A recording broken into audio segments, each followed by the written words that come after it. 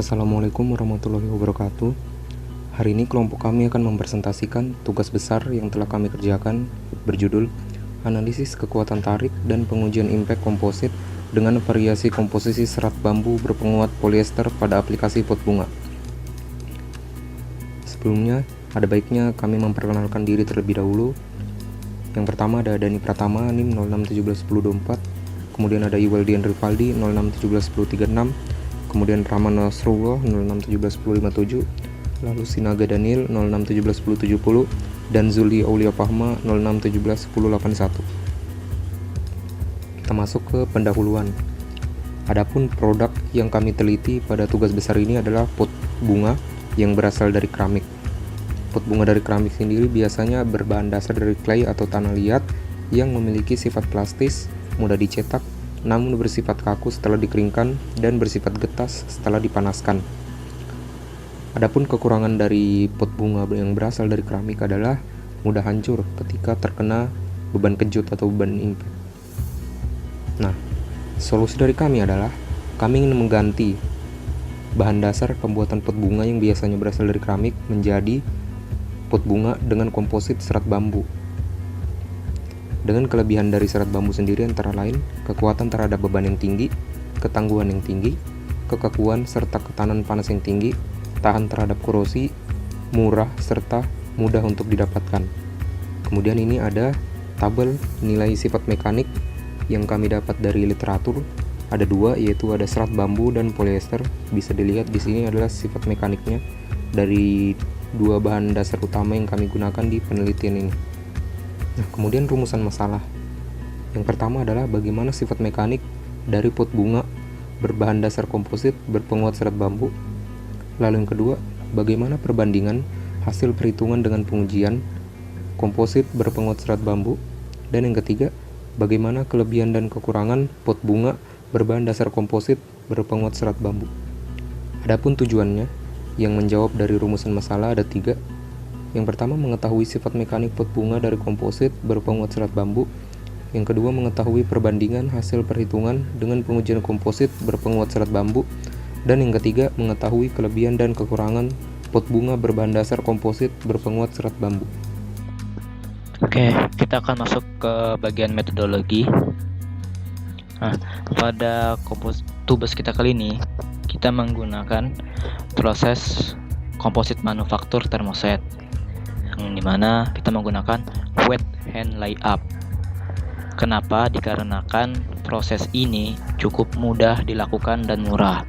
Lalu alat yang kita gunakan yaitu timbangan digital untuk menimbang serat, untuk menunjang perhitungan fraksi seratnya. Lalu ada cetakan spesimen yang digunakan untuk membentuk pola produk kita, yaitu berbentuk pot. Lalu ada roll tekan yang digunakan untuk menekan dan menyatukan antar serat dan matriksnya.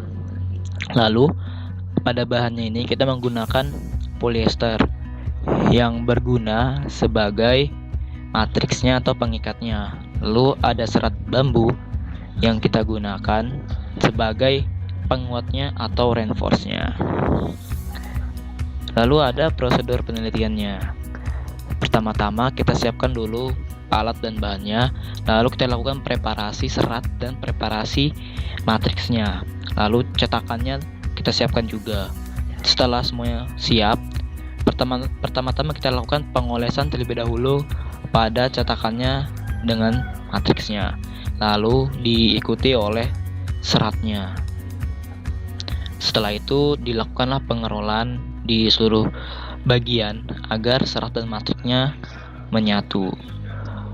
Setelah itu lakukan proses tadi berulang-ulang sehingga ketebalan yang kita inginkan itu tercapai. Lalu setelah itu kita tunggu waktu curingnya. Dan pada jurnal kita kali ini kita menunggu waktu curing selama 24 jam. Dan setelah itu kita lepas cetakannya dan kita lakukan pengujiannya. Dan pada tugas kita ini kita menggunakan pengujian impact dan uji tensile. Baik, di sini saya akan menjelaskan analisis data dan pembahasan untuk komposit serat bambu. Nah, bisa dilihat di sini untuk hasil data yang didapatkan itu berupa displacement dan juga bebannya, yang dimana kita bisa melihat di sini untuk nilai bebannya itu akan bertambah terus karena pada saat dia diberikan beban, displacementnya juga bertambah. Kita bisa ngelihat di situ beban yang pada 30% itu sebesar 1127 Newton, pada beban 35% serat bambu itu sebesar 1196, dan pada beban 40% serat bambu itu hasilnya 1372, dimana nilai beban yang paling tinggi yaitu pada volume serat 40%. Selanjutnya, pada saat sudah mendapatkan nilai displacement dan juga nilai bebannya, di sini akan dilakukan konversi lagi, yang dimana konversinya tersebut itu menghasilkan tegangan dan regangan. Dan bisa kita lihat di sini hasil yang didapatkan itu juga meningkat seiring juga pertambahan volume komposit serat bambu. Bisa dilihat ada nilai yang didapatkan untuk 30% komposit serat bambu itu didapatkan tegangan 27,125 MPa. Kemudian untuk 35%-nya itu menghasilkan tegangan 31,3 MPa. Dan yang terakhir untuk yang 40% komposit itu menghasilkan tegangan 39,375 MPa, di mana hasil 40% komposit serat bambu ini merupakan hasil yang paling tinggi untuk pengujian komposit serat bambu itu sendiri. Baik, terima kasih. Saya akan menjelaskan mengenai analisis uji impact dari penelitian ini. Dapat dilihat pada tabel berikut, yaitu di mana nilai kekuatan impact pada masing-masing persentase serat bambu selalu mengalami peningkatan setiap bertambahnya fraksi volume serat bambu. Dilihat bahwa fraksi volume serat bambu 30% memiliki kekuatan impact sebesar 7 kJ per meter persegi, dan mengalami peningkatan dilihat pada serat bambu fraksi volume 40% kekuatan impactnya sebesar 9,6 kJ per meter persegi. Dapat dilihat pada diagram batang berikut ini bahwasannya nilai percobaan ini menunjukkan 40% serat bambu memberikan hasil yang lebih baik dan juga lebih unggul dibandingkan variasi fraksi volume lainnya. Adapun untuk analisis uji tarik secara teoritis yang dilakukan pada penelitian kali ini, yaitu pada kekuatan tarik komposit serat bambu matriks polyester secara perhitungan teori menunjukkan bahwa semakin meningkatnya fraksi volume fiber akan meningkatkan tegangan komposit, di mana pada serat bambu komposisi 30% akan menghasilkan tegangan komposit sebesar 80,21 MPa, sedangkan terlihat lebih tinggi pada serat bambu dengan fraksi volume 40% yaitu sebesar 90,18 MPa, dan ini merupakan kekuatan tarik yang paling tinggi dibandingkan dengan variasi variabel yang lainnya. Untuk perbandingan nilai uji tarik secara teoritis dan eksperimen dapat dilihat pada kurva sebelah kanan tersebut, bahwasanya pada pengujian tarik secara teori menghasilkan nilai yang lebih tinggi dibandingkan pada eksperimen. Perbedaan nilai tegangan F dan juga tegangan M menyebabkan perbedaan tersebut, di mana secara teori nilai tegangan F dan tegangan M sudah diketahui, sedangkan pada kondisi lapangan atau pengujian tegangan F dan tegangan M tidak dapat diketahui secara pasti, sehingga pada pengujian teori dan eksperimen menghasilkan nilai yang berbeda.